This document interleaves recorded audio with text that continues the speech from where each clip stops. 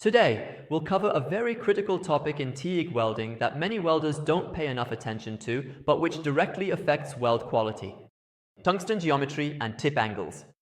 Whether you're welding stainless steel, aluminum, or titanium, tungsten geometry directly determines the quality of the weld. The shape and grinding angle of the tungsten electrode directly determine the arc stability, the amount of penetration, and the appearance of the weld bead. The right tungsten geometry means a more controlled, clean, and professional weld. In this video, what do tungsten geometries mean? Which tip shape is suitable for which type of welding? How does the tip angle affect the arc and the heat? How is proper grinding done? I'll explain it all step by step. In TIG welding, the tungsten electrode is the heart of the arc. The current that creates the arc flows directly from the tungsten tip. The shape of the tungsten tip determines whether the arc will be narrow or wide, how the heat is distributed, and the depth of the penetration.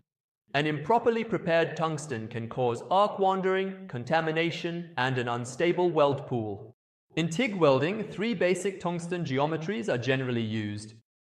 A pointed tip is used for direct current welding. It's ideal for carbon steel and stainless steel. It creates a narrow and focused arc. It provides deep penetration and a narrow weld bead.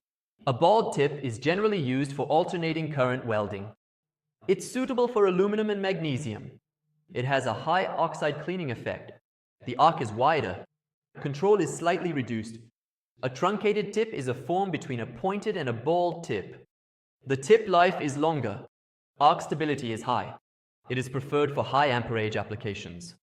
Remember, as the tip shape changes, the arc's characteristics change completely.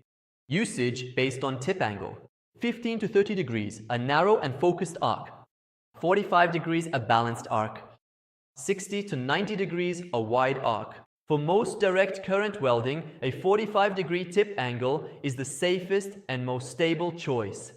On thin sheet metal, 60 to 90 degrees provides a softer start.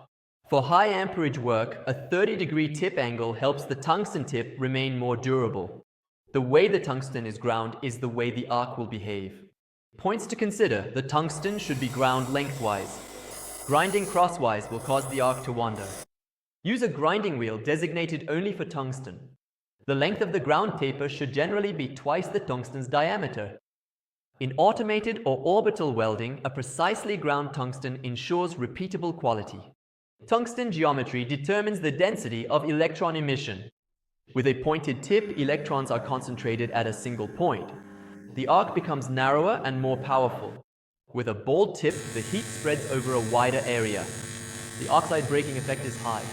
Therefore, for direct current welding, a pointed or truncated tip is preferred, and for alternating current welding, a spherical or truncated tip is preferred. In summary, tungsten geometry is the foundation of weld quality. The correct tip shape equals a stable arc, the correct tip angle equals controlled heat, and correct sharpening equals a clean and professional weld bead. When you prepare your tungsten correctly, you will get fewer defects, a cleaner weld, and a longer electrode life. This concludes our guide on the effect of tungsten geometry and tip angles on arc and weld bead quality in TIG welding. If you think this video was helpful to you, don't forget to like it and subscribe to the channel for more TIG welding training. See you in the next video.